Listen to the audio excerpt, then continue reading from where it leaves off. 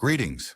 Today we delve into a secret that could have changed the course of history, the emergence of a revolutionary American weapon during World War II. Imagine witnessing a scene where a Japanese officer observes aircraft unleashing what seem like flying telephone poles. Gigantic, cylindrical rockets hurtling at impossible speeds toward fortified defenses. Could these be mere experimental devices, or was something far more devastating in development?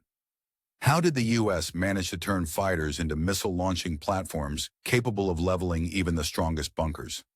And why was Japan so confident in its defenses just months before discovering the true power of this weapon? Could the tiny TIM rocket, with a warhead over 100 pounds of TNT, have been the game-changer that tipped the balance?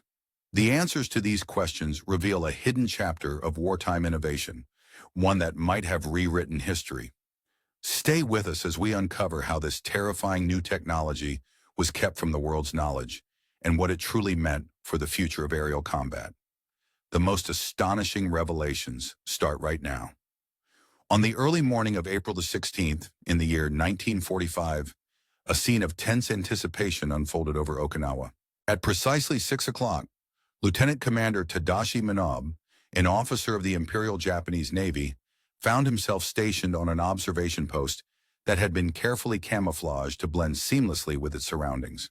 From this vantage point, he gazed intently through his binoculars, meticulously observing the activity in Naha Harbor below. As the first light of dawn broke across the horizon, illuminating the tranquil waters, a formation of American aircraft approached from the northeast. These planes, unmistakable in their design, were the Vought F-4U Corsairs, renowned for their distinctive inverted gull wings that caught the early sun's rays in a striking silhouette. As Minobu watched with focused attention, a peculiar detail caught his eye beneath the wings of the approaching aircraft. At first he thought it might be some sort of standard ordnance, but as he continued to scrutinize, he realized something extraordinary. The objects beneath the Corsairs were unlike anything he had ever seen before. Massive, cylindrical, and seemingly exaggerated in size, reminiscent of flying telephone poles rather than conventional bombs or rockets.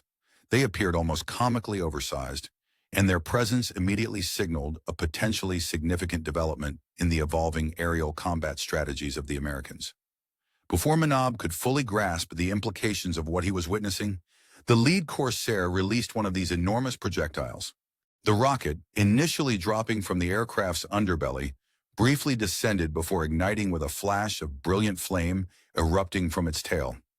In an instant, it was hurtling toward the Japanese coastal defenses at incredible speed, more than 500 miles per hour, an astonishing velocity that underscored its destructive potential. The rocket struck a reinforced concrete bunker, a formidable structure that had withstood weeks of relentless naval bombardment and air raids. The impact was devastating. The explosion was unlike any Minobu had observed before. It didn't merely blow the bunker apart, it seemed to cause the very structure to collapse inward in an implosive manner, as if the force of the blast was drawing the building into itself.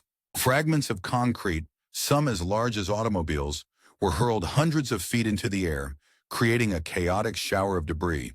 The shockwave from the explosion was so powerful that it knocked Minobu backward, even though he was situated a full 800 meters away from the epicenter of the blast.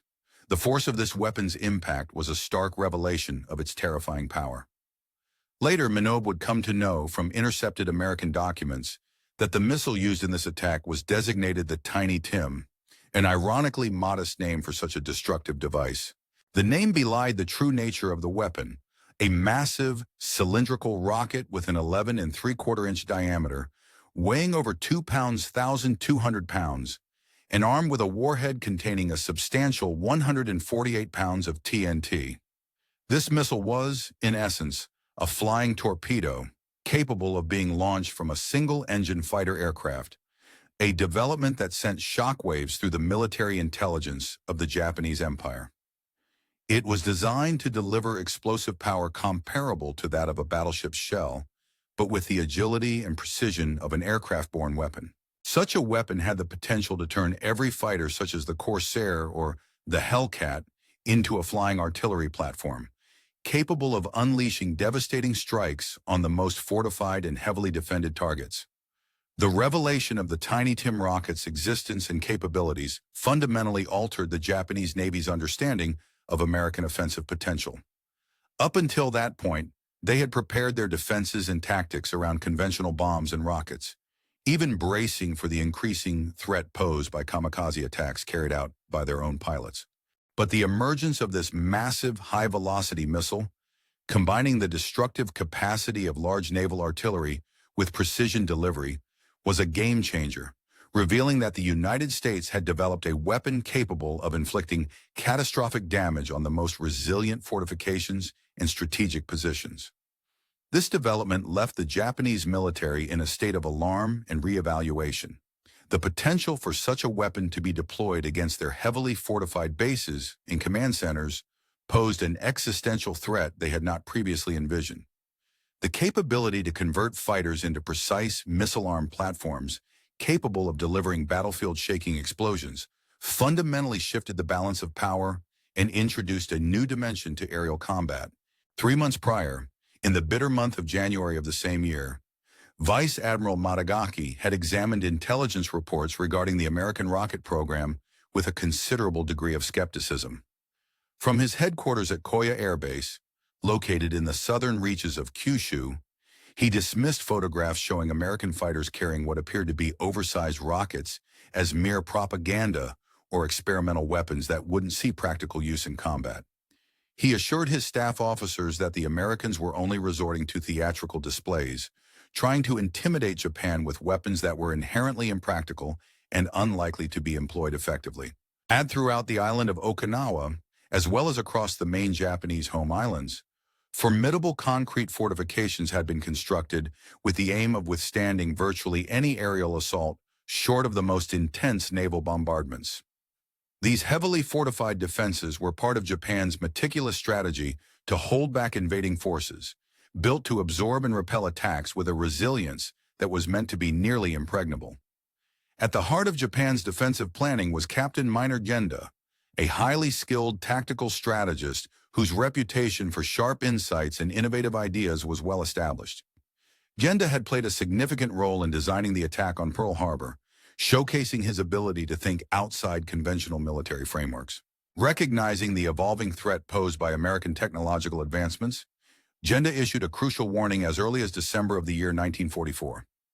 His assessment highlighted that intelligence gathered from the campaign in the Philippines suggested the United States Navy was making significant progress in developing increasingly powerful air-to-ground rockets. Despite the weight of this intelligence, Genda's warnings were largely dismissed or overlooked by the senior command officers within Japan's military hierarchy. They harbored a confident belief that Japan's layered defensive system, comprising kamikaze attacks, conventional aerial strikes, and deeply fortified positions, would be sufficiently robust to prevent any new American weapon from substantially altering the course of the upcoming battles. Japanese commanders refused to accept the possibility that the United States might have developed or was close to deploying revolutionary new weapons that could bypass or surpass Japan's existing defenses. Specifically, Genda's concerns about reports indicating that the Americans were testing super-heavy rockets at naval air stations were ridiculed as unlikely. This skepticism was based on the perceived enormous technical difficulties involved in launching such large rockets from carrier-based aircraft, which many believed to be beyond American technological capabilities at the time. However, in reality, American scientists had already made remarkable progress. Starting in 1944 at the California Institute of Technology, they developed an innovative solution to the launch problem that Japanese engineers considered nearly impossible. This breakthrough, known as the drop launch system, involved the rocket being released from the aircraft before ignition, falling away safely on a lanyard that would trigger the rocket's motor only after safe separation from the aircraft. The development of the so-called Tiny Tim missile was a crucial milestone in modern aerial warfare. Yet at the time, Japanese intelligence agencies remained unaware of this breakthrough. They continued to underestimate American technological capabilities, operating under the mistaken assumption that the fundamental laws of physics and engineering, constraints that they believed limited their own rocket development, would similarly restrict American progress. This misjudgment proved to be a costly error, one that would have dire consequences during the final months of the conflict. The Tiny Tim missile represented not just a leap forward in weapon technology, but also marked a fundamental shift in the strategic landscape of air power. It enabled single-engine fighters to deliver devastating strikes, capable of inflicting damage comparable to that of heavy bombers or naval gunfire, effectively transforming the role and potential of fighter aircraft. This new weapon changed the very nature of aerial combat, making it possible for smaller aircraft to deliver large, destructive payloads with unprecedented precision and reach. Prior to these developments, the concept of large-caliber aerial rockets had already been contemplated by some Japanese military thinkers. Commander Masafumi Arma, for example, had explored this idea in a technical paper written before his death in October of the year 1944. During one of the early organized kamikaze attacks, Arma had hypothesized about the potential for enormous aerial rockets. He believed that if such weapons could be successfully developed, they would revolutionize naval warfare by enabling aircraft to engage warships from well beyond the range of anti-aircraft defenses. Essentially, this would turn fighters into long-range artillery platforms capable of striking ships from a distance previously thought impossible. However, Arma's visionary proposals were regarded by the Japanese Naval High Command as overly speculative and impractical. At that time, even Germany's advanced rocket program had yet to produce anything approaching the size and power that Arma envisioned. Japanese military engineers, concerned about the immense technical hurdles involved, believed that the challenges of ensuring stability and accuracy in large rockets made such weapons unsuitable for anything other than area bombardment. They argued that the inherent difficulties, such as maintaining trajectory stability and precision, rendered large rockets unfeasible for tactical use beyond broad, destructive assaults. The Japanese Navy's exposure to American rocket technology began gradually, starting with the deployment of 35-inch forward-firing aircraft rockets in 1944. These weapons marked the initial steps in Japan's confrontation with the rapidly advancing American missile programs. Despite these early encounters, the full scope of American innovation and the potential for future breakthroughs remained largely underestimated by Japanese military strategists, who failed to grasp how quickly the United States was advancing in the field of missile and rocket technology. The developments that had transpired earlier in the war were troubling, certainly, but they did not constitute a fundamental shift in the strategic calculations that Japan had relied upon for its defenses. These earlier advancements, while impactful, remained within the realm of what Japanese military planners had anticipated and prepared for. For instance, the introduction of the 5-inch high-velocity aircraft rockets, which the Americans dubbed Holy Moses, posed a more serious challenge.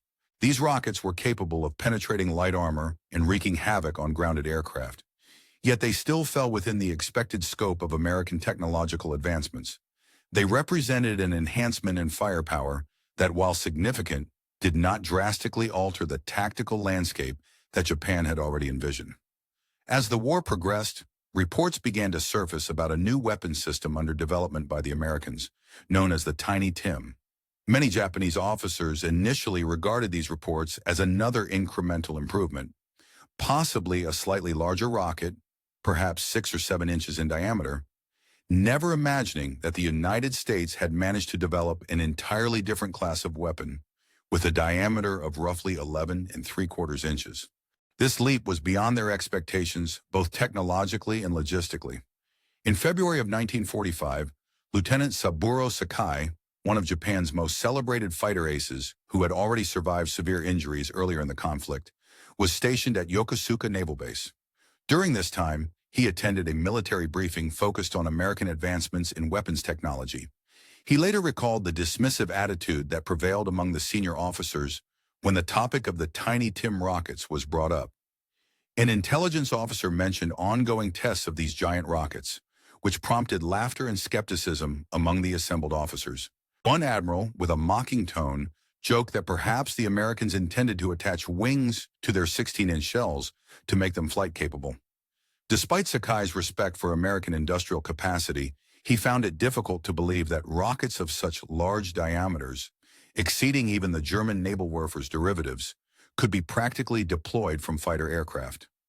The weight of these rockets alone, coupled with the recoil they would generate, seemed insurmountable obstacles, not to mention the significant danger posed to the launching aircraft by the blast and backfire. However, reality proved to be far different from the Japanese estimates of American industrial limitations.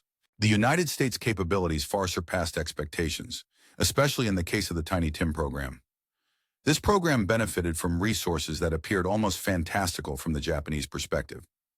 The Americans repurposed mass-produced oil well casing pipes, originally designed for the petroleum industry, allowing them to manufacture the rocket bodies without putting additional strain on their military production infrastructure. The warheads were adapted from existing 500-pound semi-armor piercing bombs, cleverly repurposed to serve as the explosive payload.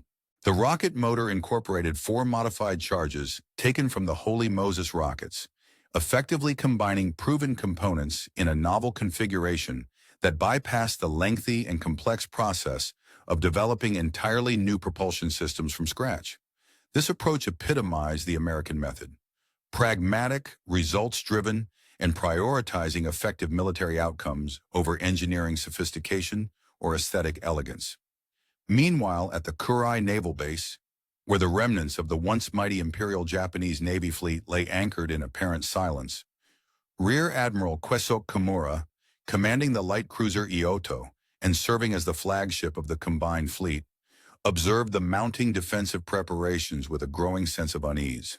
He was acutely aware that American carrier strikes were inevitable and imminent, yet he harbored a belief that the concentrated anti-aircraft defenses surrounding Kurai, combined with the natural protective features of the hilly terrain that encircled the base, as well as the fierce, sacrificial courage of kamikaze pilots willing to make the ultimate sacrifice, would be sufficient to prevent any decisive attack. Nevertheless, the ominous developments in American weaponry and the relentless buildup of their offensive capabilities cast a long shadow over the Japanese strategic outlook, fueling both anxiety and a deepening sense of impending crisis.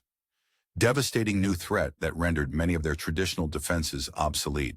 Previously, the Japanese Navy believed that their ships' armored decks and anti-aircraft weaponry could withstand or at least mitigate the impact of conventional aerial assaults.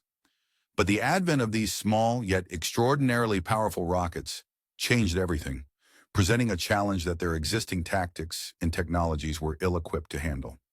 Initially, reports from the Pacific Theater indicated that these rockets, later dubbed Tiny Tim by American forces, had been used during the preparatory bombings leading up to the invasion of Okinawa. These early accounts, however, were met with skepticism by Japanese commanders. Many dismissed them as exaggerated stories or the result of panic, especially after one coastal defense unit claimed that a reinforced concrete ammunition bunker had been obliterated by a single rocket. Given the engineering knowledge at the time, such an assertion seemed physically impossible, as the warhead limitations of rockets and the strength of Japanese fortifications did not align with such an outcome. Nevertheless, as more reports emerged from different units describing encounters with rockets of unprecedented size, capable of penetrating deeply into fortified targets before detonating with catastrophic force, the Japanese military leadership was compelled to reconsider their assumptions. These weapons, which appeared to burrow into hardened defenses and then explode with devastating energy, signaled the arrival of a new kind of warfare, one that could bypass armor and defenses thought to be impenetrable. A notable observation was recorded by Captain Toshiharu Inaguchi, the senior staff officer overseeing kamikaze operations, in his diary on April the 18th of the year 1945. He described the emergence of what he called monster rockets, a term used by Japanese pilots to convey their awe and fear of these new weapons. Inaguchi believed that their appearance was not only a physical threat, but also a severe psychological blow. It was almost as damaging as the destruction itself, because these rockets demonstrated a troubling reality. While Japan resorted to desperate measures, such as converting pilots and aircraft into human-guided missiles for suicidal attacks, the Americans had developed weapons possessing comparable or even greater destructive capacity.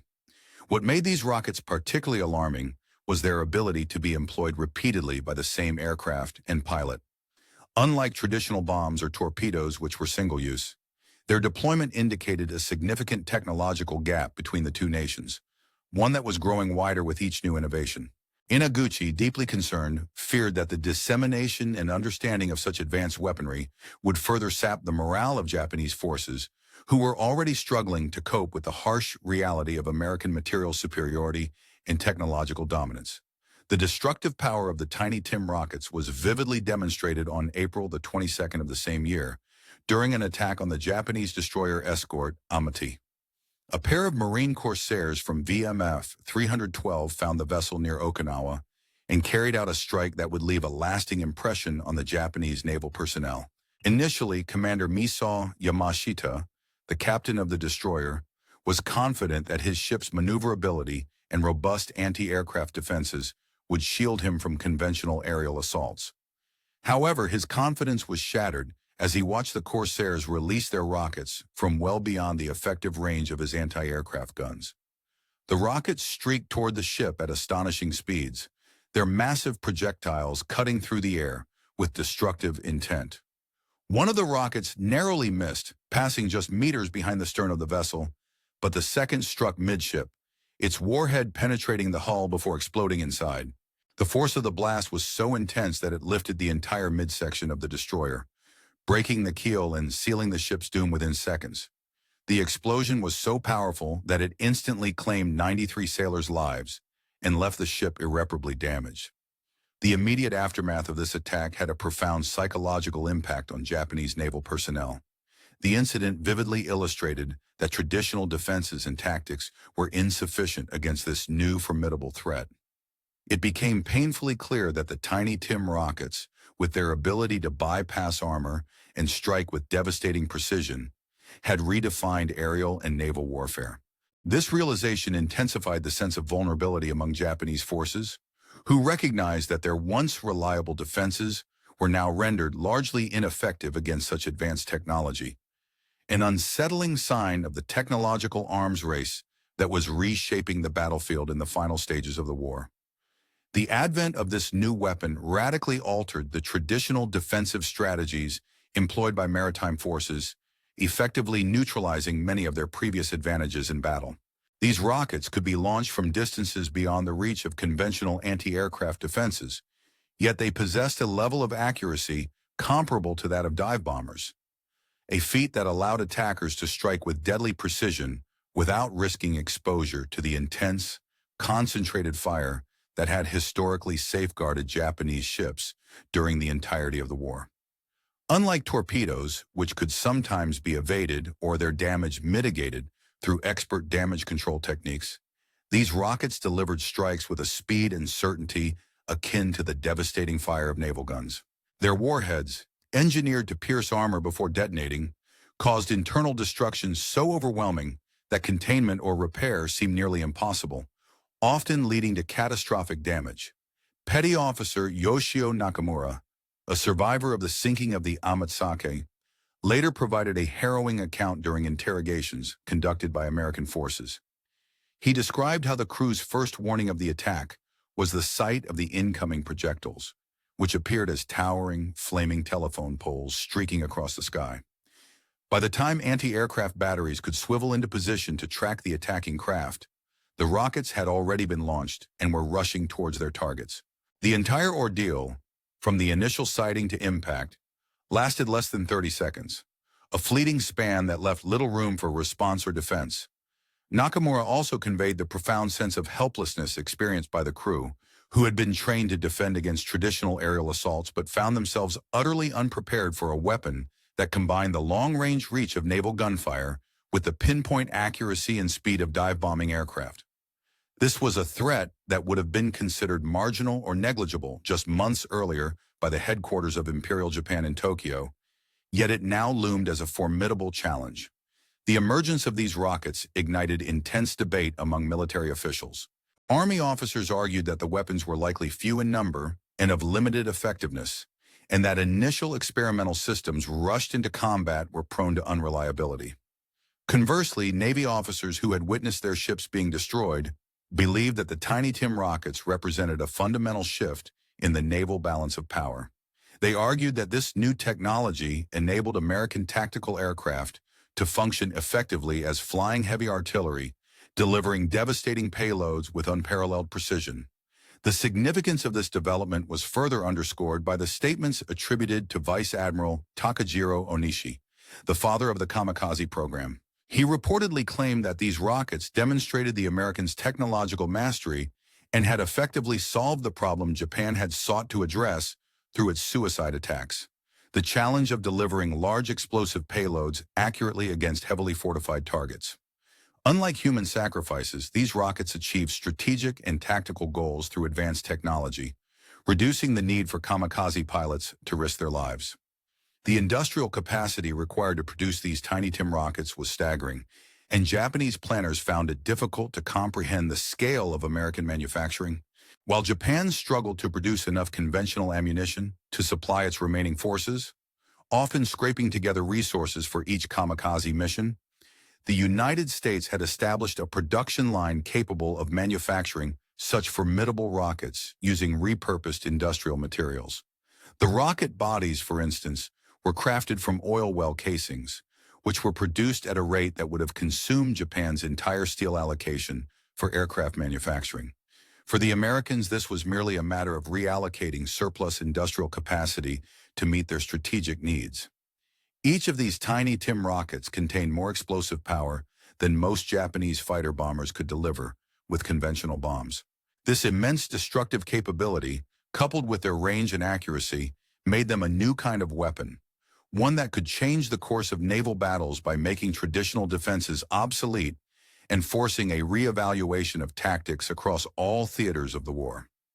The bunker buster rocket, often referred to as the Tiny Tim, was a remarkable piece of wartime weaponry that, despite its relatively small size and limited deployment, being capable of being mounted in pairs on an aircraft, had a disproportionately large impact on the battlefield during the final stages of the Pacific War. During World War II, military observers and personnel at various bases witnessed firsthand how this missile demonstrated its destructive potential in combat scenarios, showcasing capabilities that outstripped expectations for a weapon of its size. One notable account comes from Lieutenant Commander Maset Kumiya, who was stationed at Kanoya Air Base. On May the 13th in the year of 1945, he observed a striking demonstration of the missile's power during a daring raid. The attack was executed by Marine Corsair fighters, which targeted Japanese airfields and the reinforced hangars that housed critical infrastructure. These structures had been constructed to endure conventional bombing campaigns, including multiple waves of B-29 Superfortress assaults, and had sustained only minimal damage over numerous attacks. However, the small yet powerful Tim rockets proved to be a game-changer. They functioned in a manner akin to bunker-busting munitions, penetrating through thick concrete roofs before detonating internally, causing destruction on an unprecedented scale. One such explosion obliterated a hangar that sheltered 6 valuable Zero fighters, transforming it into a smoking crater. Similarly, a rocket that struck a runway created a sizable hole, so extensive that Japanese engineers needed an entire 3 days to repair the damage, a feat that would have required dozens of conventional bombs, illustrating the rocket's efficiency and potency. The Japanese Navy's efforts to counter the threat posed by the Tiny Tim ultimately proved futile. These rockets could be launched from ranges that rendered traditional anti-aircraft defenses ineffective, as their high speed, exceeding 500 miles per hour, made visual tracking nearly impossible once they had been launched. The psychological impact on Japanese anti-aircraft crews was profound. Witnessing these massive missiles streaking toward them often caused panic, which in turn diminished their ability to respond effectively. The psychological toll was so significant that several Japanese officers reported that their men had begun referring to the rockets as flying torpedoes or aerial long lances. These nicknames drew comparisons to Japan's feared Type 93 torpedo, highlighting both the missile's danger and the strategic parallel. Yet they also acknowledged the impressive leap in American air power, which had achieved through aerial deployment what Japan had historically excelled at in surface warfare, namely the capability to deliver devastating strikes from the air. On the island of Okinawa, the impact of the Tiny Tim was vividly documented by Colonel Hirami Yahara, a senior staff officer of the Japanese 32nd Army. In his operational diary, Yahara recorded that the rockets had rendered many of their meticulously prepared defensive positions largely ineffective. Particular emphasis was placed on the coastal defense guns, which had been considered nearly invulnerable to attack, built into caves reinforced with concrete, and designed to withstand anything short of direct hits from battleship main guns. These strongholds had been vital in preventing American naval forces from operating within close range of the shore. However, the precision of the Tiny Tim rockets, delivered by fighter bombers operating from escort carriers, turned these formidable defenses into vulnerable targets. This capability effectively converted each American aircraft carrier into a shore bombardment platform comparable to a heavy cruiser, capable of delivering precise and destructive strikes against fortified positions that previously seemed impregnable. The devastating effectiveness of the Tiny Tim was also demonstrated in its attack on Japanese shipping, specifically in Naha Harbor on April the 28th in the year of 1945. During this operation, Marine corsairs from Squadrons 4, MF 312, and VMF 323 successfully engaged several transport vessels that were attempting to unload supplies under the cover of night. The rockets demonstrated their devastating power against lightly armored merchant ships, with one particular eyewitness, Captain Ichiro Tanaka of the transport Nisho Maru, describing how a single rocket tore through his vessel from bow to stern. The explosion detonated within the engine room, splitting the ship in half. The entire vessel sank in less than 4 minutes, carrying with it urgently needed ammunition and food supplies destined for the defenders of Okinawa. This disparity in technological advancement between the American and Japanese forces, highlighted vividly by the capabilities of the Tiny Tim, was part of a broader shift in wartime warfare. The missile's ability to deliver precision strikes from a distance, penetrating fortified defenses and sinking vital shipping, underscored the growing dominance of air power in missile technology. As the war progressed, the Tiny Tim became a symbol of how technological innovation could reshape the battlefield, forcing traditional defenses to adapt or face obsolescence in the face of these miniature yet mighty projectiles. Historically, the development and deployment of cutting-edge missile technology during the final years of the Second World War represented a significant leap forward in military innovation, with particular emphasis on the formidable weapon known as the Tiny Tim rocket. This weapon was the product of intense collaboration with Japanese naval engineers, who possessed a deep understanding of the complex and sophisticated science necessary to bring such advanced weaponry into existence. These engineers meticulously worked through every aspect of the design, from the high-grade metals required to construct rocket casings capable of enduring the extreme pressures and soaring temperatures generated during launch, to the intricate chemistry behind the propellant formulas that could produce enough thrust to propel these missiles at incredible speeds, without compromising the structural integrity of the rocket itself. Furthermore, the aerodynamic design of the Tiny Tim was carefully engineered to ensure stability and accuracy despite its considerable size, which was a remarkable technical feat. Perhaps most impressive of all was the innovative launch system that allowed these rockets to be deployed from relatively small, single-engine fighters, an arrangement that was so elegant and efficient that Japanese engineers publicly admitted they had never even considered such a concept to be feasible prior to its realization. This breakthrough not only expanded the tactical possibilities for the Japanese Navy, but also posed a significant threat to Allied naval forces. In response to this emerging threat, Rear Admiral Minoru Mieta, who was in charge of the Naval Aeronautical Department, called an emergency meeting on May 2, 1945, to analyze potential countermeasures against the Tiny Tim rockets. During this critical gathering, the assembled engineers and military tacticians quickly recognized that their options were limited. They proposed measures primarily involving dispersal and camouflage, fully aware that Japan's industrial capacity at the time was insufficient to produce comparable weapons in the necessary numbers within the remaining short time frame. They also understood that their existing anti-aircraft defenses were already operating at near breaking point due to the relentless conventional aerial assaults, and these defenses had not been designed to counter missiles launched from beyond their effective range.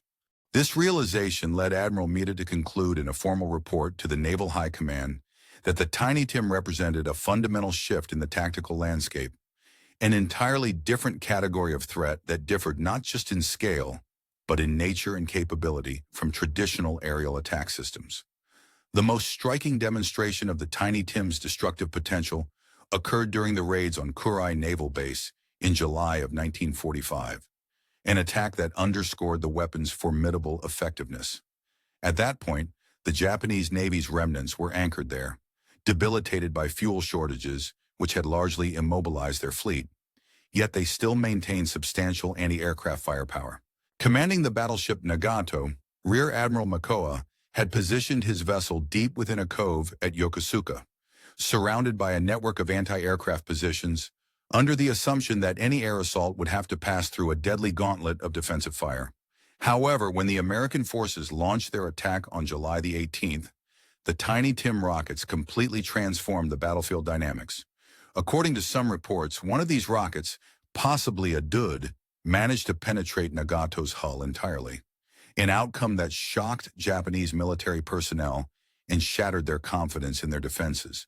The psychological impact on the crew was devastating, as they realized the vulnerability of their once mighty battleship to weapons that could be delivered by single-engine fighters. The American attack pattern was particularly demoralizing, as the American aircraft, often Corsairs and Hellcats, approached at high altitude beyond the reach of most of the Japanese anti-aircraft guns, then executed a brief dive to launch their rockets before retreating quickly. This tactic avoided the traps of the Japanese defensive training, which was focused on engaging aircraft within certain zones. Once launched, the rockets were nearly unstoppable because their solid fuel motors ignited for only a few seconds. But during that brief period, they accelerated to staggering speeds, making evasion virtually impossible. Moreover, their semi-armored, piercing warheads were capable of penetrating the heavily armored decks of the largest Japanese heavy cruisers, detonating inside to cause catastrophic internal damage. During this period, Lieutenant Kazuoda, an anti-aircraft officer aboard the cruiser Iodo, observed firsthand the devastating effects of these weapons and the shifting capabilities of aerial warfare in the final days of the war. The Kurai raids vividly illustrated the seemingly insurmountable challenge faced by Japanese defenses against the emerging threat of Tiny Tim rockets. Military analysts described how futile it had become to attempt intercepting these high-velocity projectiles, which were frequently launched from distances of 2,000 meters or even greater, well beyond the effective range of Japan's standard 25mm anti-aircraft guns. By the time the larger 127mm artillery pieces could be maneuvered to target the incoming rockets, the missiles had already raced past, their small size and incredible speed rendering them nearly impossible to shoot down. The rockets' rapid approach, often trailing streams of brilliant flames, had a profound psychological impact on Japanese gun crews. Many would abandon their positions in terror, despite explicit orders to hold their ground. This stark reality extended beyond tactical considerations, seeping into the very morale of the Japanese military. The Tiny Tim symbolized everything that Japan could no longer attain through its own industrial and technological might: massive-scale production, innovative weaponry, and the capacity to project overwhelming firepower without risking the lives of pilots and aircraft, which had become increasingly scarce. In contrast, American forces had developed a formidable arsenal of weapons that achieved far greater destructive effects while maintaining the safety and sustainability of their trained personnel and costly aircraft. This approach created a stark disparity. Japan was reduced to desperate kamikaze attacks, which sacrificed pilots and aircraft for limited tactical gains, whereas the Americans were deploying precision-guided weapons capable of inflicting immense damage without such losses, thus ensuring a more sustainable form of warfare, even as Japan's military industry struggled with dwindling resources. Many Japanese officers, privately acknowledging the grim realities, recognized that the war was essentially lost. In his memoirs written after the war, Commander Toshuki Yokoi of the 5th Air Fleet reflected that the appearance of Tiny Tim rockets in early 1945 was a turning point. It convinced him that Japan faced not merely a numerical inferiority, but a profound qualitative gap that could never be bridged. While Japanese engineers battled to keep their aircraft operational amid shortages of critical materials and fuel, the Americans were deploying advanced weapons that seemed to belong to a different technological era altogether. These included rockets that could convert fighters into flying artillery platforms, guided bombs capable of striking with unprecedented accuracy, and proximity-fused anti-aircraft shells that made Japanese air assaults almost suicidal endeavors. When the full production figures for the Tiny Tim rockets were revealed after the war, Japanese military officers were stunned. They learned that despite the rocket's size and complexity, the United States had manufactured thousands of them, employing industrial techniques that Japan could never have matched, even at the height of its industrial power. This included large-scale production methods that maintained consistent quality and achieved manufacturing rates that would have required Japan's entire munitions industry to replicate. Moreover, the fact that these rockets were just one part of a vast array of new American weapon systems deployed in 1945 underscored the hopelessness of Japan's strategic position. During interrogations after the conflict, Vice Admiral Tao Karita, who had commanded the center force during the Battle of Leyte Gulf, expressed his belief that the advent of weapons like the Tiny Tim validated his decision to withdraw from that engagement. He reasoned that if the Americans could develop such devastating tactical armaments while simultaneously preserving their numerical superiority in training standards, then any traditional or conventional naval tactics employed by Japan had already become obsolete. This realization highlighted the fundamental technological and strategic chasm that had opened between the two powers by the final stages of the war. A chasm that Japan could not hope to bridge with its diminishing resources and industrial capacity. The prospect of any naval engagement between the opposing sides would not merely have resulted in defeat, but would have led to complete annihilation. This grim reality was acknowledged with a certain bitter irony, especially considering the development and deployment of the kamikaze program. Initially, many military strategists, including those in Japan, had opposed the use of suicide aircraft tactics, viewing them as a desperate or barbaric measure. However, as the war progressed and the technological gap widened dramatically in favor of the Allies, even such seemingly irrational strategies began to appear almost rational, or at least understandable, when faced with the overwhelming superiority of American military technology. One of the pivotal moments illustrating this technological dominance was the attack on the Japanese naval base at Sasebo on the 9th of August in the year of 1945, a day that coincided with the devastating atomic bombing of Nagasaki. During this operation, some of the last Tiny Tim rockets, an advanced American missile system, were launched in anger. These rockets marked one of the final instances during World War II when these formidable weapons saw active combat. The attack was carried out by Marine Corsairs, aircraft from Task Force 38, which relentlessly targeted the remaining operational Japanese vessels in the area. From a concealed observation post, a Japanese officer named Takashi Yamamoto watched the assault unfold. He vividly described the strikes as being utterly mechanical and merciless, emphasizing the clinical precision with which the rockets destroyed a submarine depot and inflicted severe damage on two escort vessels. Notably, the attacking aircraft never had to breach the base's formidable anti-aircraft defenses, which made the assault not only highly effective, but also surprisingly cost-efficient in terms of Japanese casualties. This strategic advantage transformed what could have been a highly costly attack into a one-sided slaughter, effectively demonstrating the destructiveness of American missile technology. The psychological warfare component of the Tiny Tim rockets was not lost on the American military planners. Recognizing the potential for demoralization, they ensured that Japanese forces were thoroughly informed about the capabilities of these weapons. Through the dissemination of leaflets dropped over enemy positions and radio broadcasts, they detailed how these rockets could obliterate any target, be it a bunker, a ship, or a critical installation.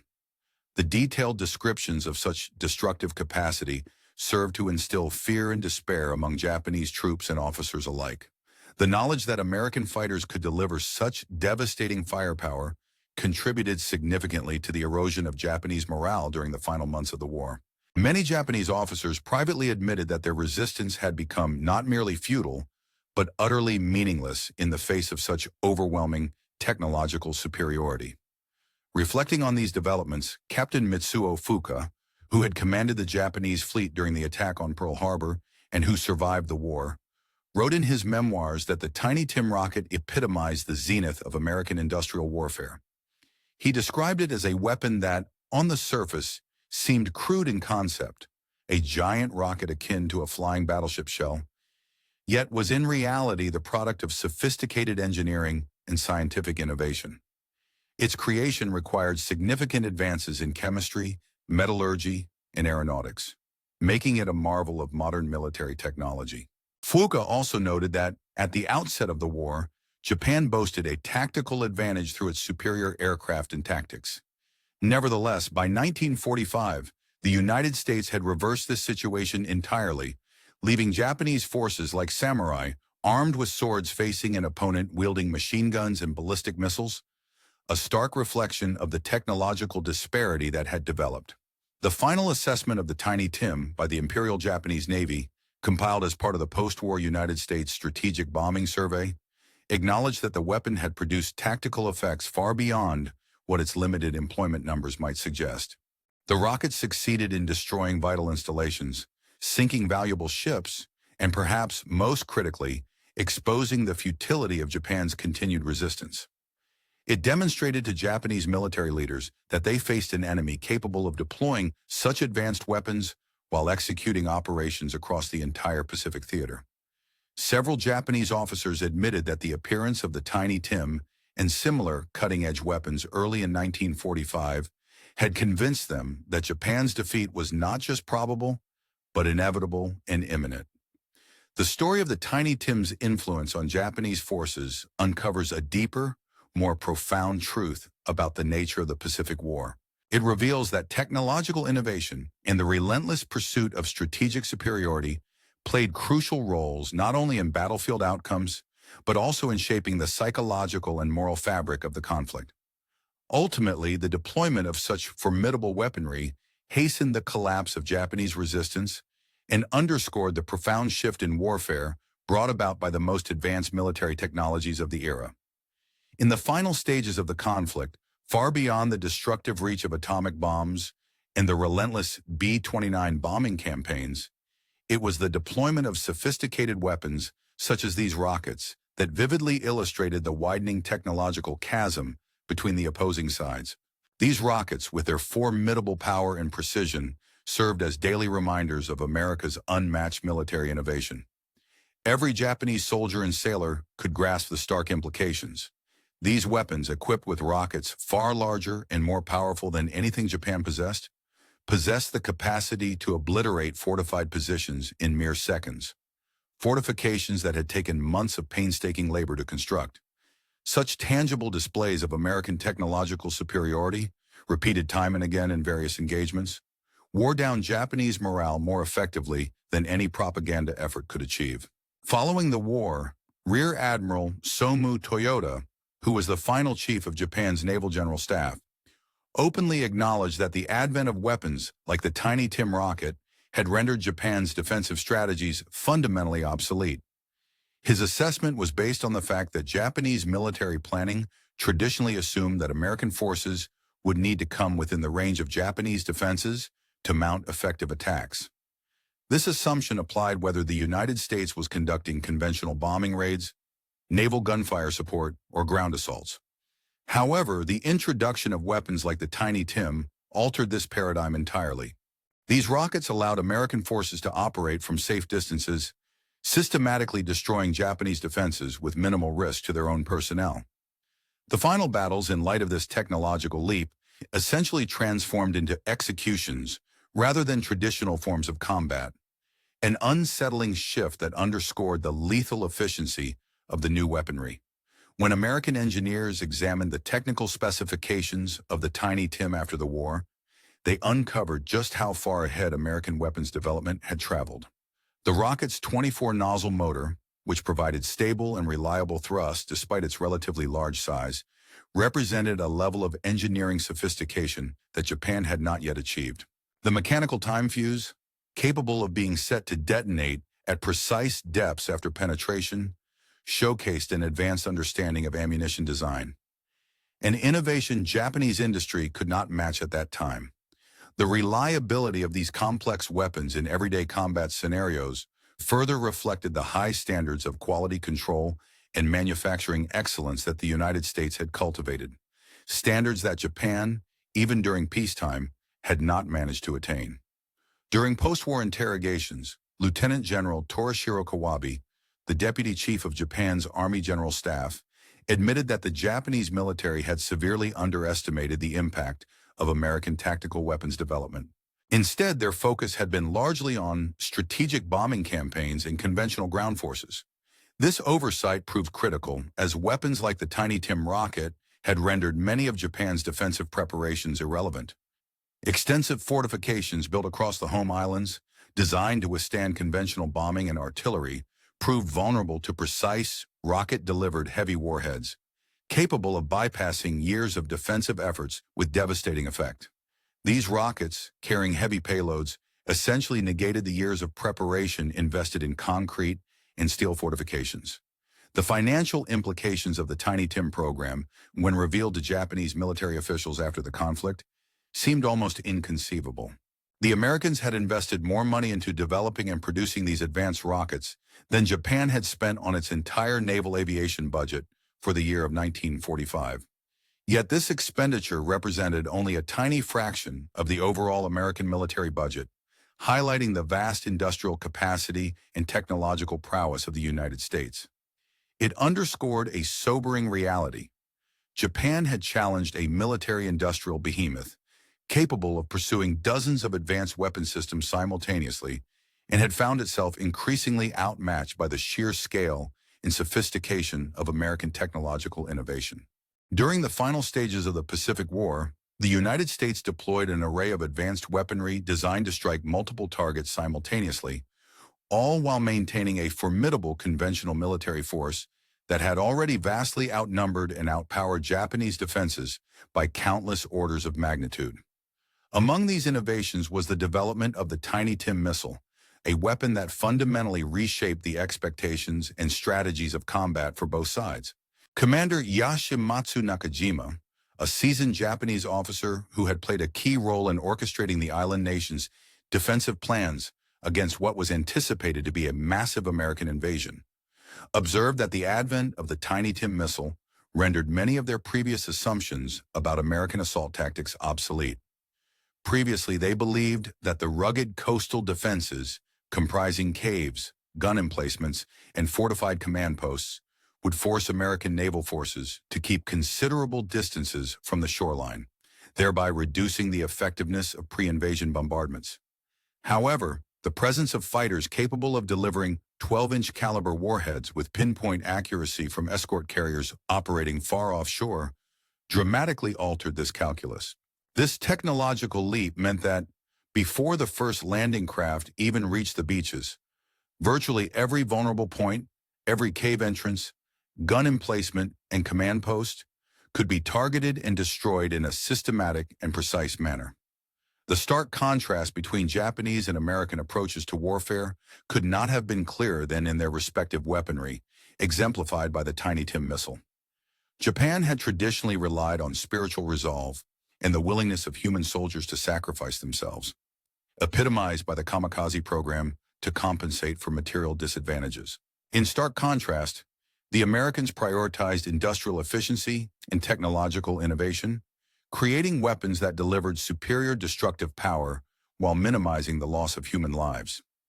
This fundamental divergence in military philosophy was vividly demonstrated by each Tiny Tim missile streaking across the Pacific skies, symbolizing a broader cultural and strategic clash.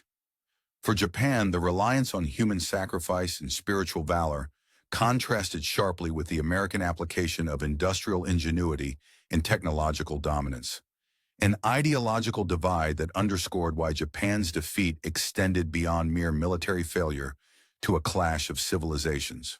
It represented a collision between two fundamentally incompatible approaches to modern warfare, one rooted in sacrifice and spiritual strength, the other in technological progress and scientific precision. Post-war analysis conducted by the United States Strategic Bombing Survey revealed that the Tiny Tim missile had inflicted significant damage, destroying or severely damaging over 40 Japanese vessels, ranging from destroyers to merchant ships, and decimating numerous shore installations. Nonetheless, these figures only told part of the story. The true impact of the Tiny Tim extended beyond physical destruction. It played a pivotal role in undermining Japanese morale and confidence. The demonstration of American technological superiority generated a profound psychological effect on Japanese forces, eroding their sense of invincibility and combat readiness.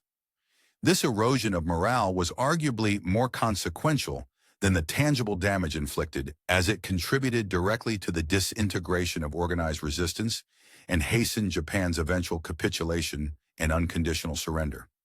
An interesting irony lay in the very name Tiny Tim, suggesting something small and perhaps insignificant, which belied the missile's devastating power. Post-war commentators noted that this naming choice reflected the unmistakable confidence of the American military. The ability to refer to such a formidable weapon with a lighthearted or almost whimsical moniker exemplified a certain bravado and humor that characterized American attitudes towards their technological advances. Several Japanese officers admitted that this casual attitude towards such powerful weaponry had been deeply demoralizing, reinforcing the perception that American technological superiority was so overwhelming that they could afford to be flippant about weapons that would have been regarded as marvels or wonder weapons by any other nation. Captain Tekai Kanashi, one of the few surviving destroyer commanders from the Pacific Fleet, reflected that the introduction of the Tiny Tim missile had rendered his entire tactical doctrine obsolete. Traditionally, destroyer warfare depended heavily on speed, maneuverability, and firepower to defend against air attacks and to engage enemy vessels.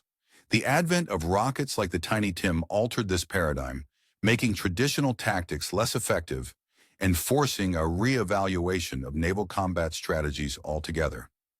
The missile's ability to strike with precision from a considerable distance meant that the old rules of engagement, relying on quick maneuvers and close-range firepower, were no longer sufficient. In this way, the Tiny Tim symbolized more than just technological progress. It embodied a profound shift in the nature of warfare itself, illustrating how innovation can disrupt established doctrines and challenge long-held military philosophies. The widespread deployment of such weapons not only changed tactical considerations, but also reflected underlying cultural and ideological differences that ultimately contributed to Japan's defeat and the broader transformation of modern military conflicts. The advent of advanced weaponry capable of being launched from beyond the effective range of conventional guns fundamentally transformed naval combat during the final stages of World War II. Such weapons, possessing the destructive force comparable to that of cruiser shells, rendered destroyers practically defenseless against determined aerial assaults. This shift in the tactical landscape was recognized with a sense of professional admiration by military observers who noted that the United States had, within a matter of mere months, solved a long-standing problem that had bedeviled naval strategists for decades: how to deliver heavy ordnance with pinpoint accuracy from aircraft without exposing those aircraft to the peril of defensive fire. One of the last documented assessments of the Japanese military regarding the revolutionary capabilities of the Tiny Tim rocket came from Admiral Somu Toyota in August of 1945, just days prior to Japan's surrender. During a staff meeting, he remarked that weapons of this nature, these rockets, had transformed the nature of warfare to such an extent that continuing resistance was not merely outdated, but outright suicidal.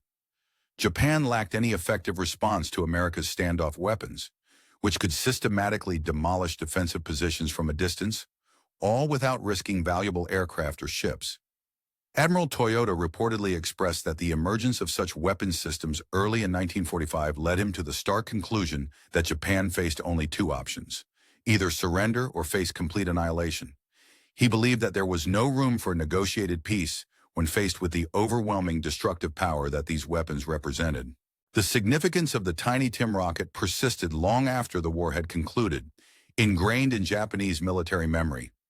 Veterans would recall the distinctive, terrifying sound, an ominous, screaming roar that announced the incoming destruction, a sound that became synonymous with the devastating power of American air power. The sight of American aircraft, specifically fighters like the Corsair and Hellcat, carrying these formidable rockets, became indelibly linked to the perception of American material superiority. These scenes were etched into countless memoirs and historical accounts, symbolizing the moment when many Japanese officers and soldiers realized that their nation's defeat was both complete and irreversible. This realization was not necessarily born through grand, decisive battles, but was instead a result of the cumulative effect of tactical encounters where American technological advancements rendered Japanese courage and traditional tactics increasingly irrelevant. Ultimately, the Tiny Tim rocket embodied everything that Japan had failed to anticipate about the nature of modern warfare. It highlighted the United States' ability to rapidly develop and deploy revolutionary weapons supported by a formidable industrial capacity capable of mass production. It also underscored the importance of effective training and logistics to employ such weapons efficiently, as well as the critical need for intellectual flexibility, an innovative mindset capable of solving complex technical problems in ways that seemed impossible to those limited by conventional thinking. In the closing months of the conflict, the arrival and deployment of the Tiny Tim rocket served as a powerful encapsulation of why Japan's defeat was not merely a matter of military engagement, but an overwhelming demonstration of American superiority across all facets of modern warfare. It was a comprehensive display of technological dominance, which rendered traditional virtues like courage, discipline, and sacrifice increasingly irrelevant in the face of overwhelming scientific and industrial might. This encounter between Japan and the Tiny Tim rocket stands as a stark reminder that in contemporary warfare, technological superiority can fundamentally undermine long-standing military virtues. No matter how determined Japanese troops might have been, they could not overcome the simple yet devastating physics of a 12,200-pound rocket traveling at 500 miles per hour, carrying enough explosive power to obliterate reinforced bunkers or even break the keel of a destroyer. Launched from beyond the range of defensive weapons by aircraft capable of returning repeatedly to repeat their strikes, the Tiny Tim represented a sustainable technological solution to tactical challenges that had long defined naval and air warfare. Its arrival underscored the profound and often brutal truth. In modern combat, victory increasingly hinges on technological innovation and industrial capacity rather than solely on the bravery or tactical ingenuity of individual soldiers or sailors. In the aftermath of World War II, Japan grappled with profound challenges that prompted the nation to pursue solutions rooted in human sacrifice, solutions that proved ultimately unsustainable and tragic. During the years following the conflict, as former adversaries transitioned into allies and sought to rebuild a new and peaceful future, a curious and revealing phenomenon emerged among Japanese military officers. Many of these officers, now part of Japan's self-defense forces and studying at various American military institutions, would often request live demonstrations of the iconic Tiny Tim rocket. These requests were not driven by nostalgia or a longing to relive past glories. Rather, they stemmed from a keen professional curiosity, a desire to understand in detail the technological marvel that had so dramatically reshaped the face of aerial warfare.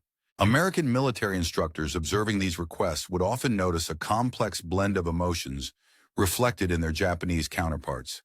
There was, on one hand, an undeniable admiration for the engineering ingenuity behind the weapon, a testament to human innovation and technical achievement. On the other hand, there was a palpable sense of regret, an awareness that Japan had, perhaps, failed to grasp the profound way in which the nature of warfare had fundamentally transformed. This mixture of admiration and lamentation underscored a broader reflection: how Japan, despite its technological advancements, had fought the War of 1945 with a mindset rooted in the strategies and doctrines of 1941. This anachronistic approach left Japan vulnerable as it faced an enemy already advancing toward the weapons and tactics of the future, technologies that would soon redefine the very concept of warfare itself. The struggle to adapt and modernize in time, and to fully comprehend the rapid evolution of military technology, became a poignant symbol of how a nation, still haunted by the trauma of its past, could risk falling behind by clinging to outdated perceptions of conflict. Ultimately, this historical episode serves as a stark reminder of the importance of innovation and foresight in military strategy, and of the dangers inherent in attempting to confront a rapidly changing world with a mindset anchored in bygone eras.